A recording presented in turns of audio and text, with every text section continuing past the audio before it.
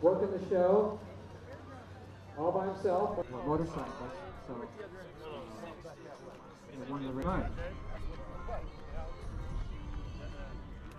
Yeah, it's the Craig Vetter Fuel Economy Contest, Fuel Economy Challenge. And what it is a group of motorcyclists who have developed motorcycles who can go the speeds that we like to drive, which in this case is 70 miles an hour out here, sitting up in comfort, be able to carry a useful load on a motorcycle, and by definition a useful load is 4 bags of groceries, and go a couple hundred miles in these speeds. Today we're going to go from San Luis Obispo to Salinas, about 150, 160 miles.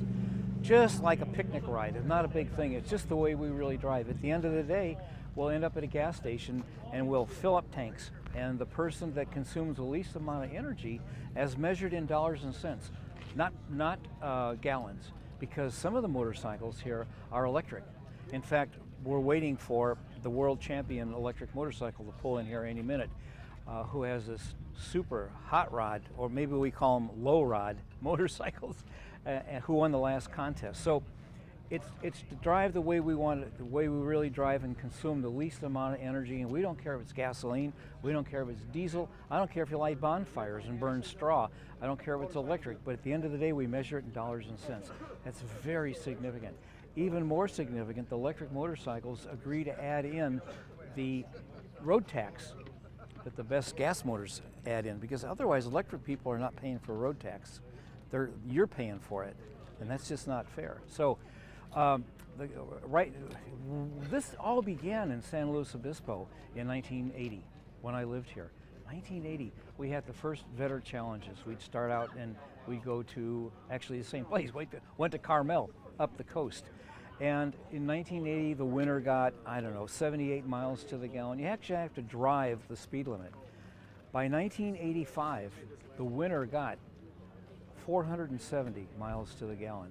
So we went from going 78 miles to the gallon to 470. That's incredible. Who knew that you could do that? Who knew that you could get 470 miles to the gallon? But that was in an era when the speed limit was 55.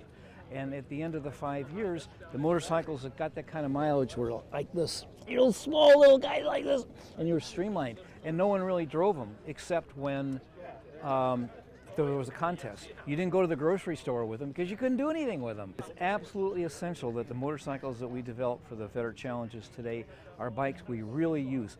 Better than that, the bike is the first choice in a garage. So if you go, my wife says, Craig, go to Costco, get something. I can bring home almost everything in this bike in Costco. I don't have to take my car. Very significant. So what we hope to do here is have learned the formula for consuming the least amount of energy and end up with a useful motorcycle. Someday, fuel may be precious. Someday it may be precious. If it ever becomes precious, this is what you're going to want to look like. No, these are bright finish, just like the Sim. And you put a new covering on it, they're gray like that.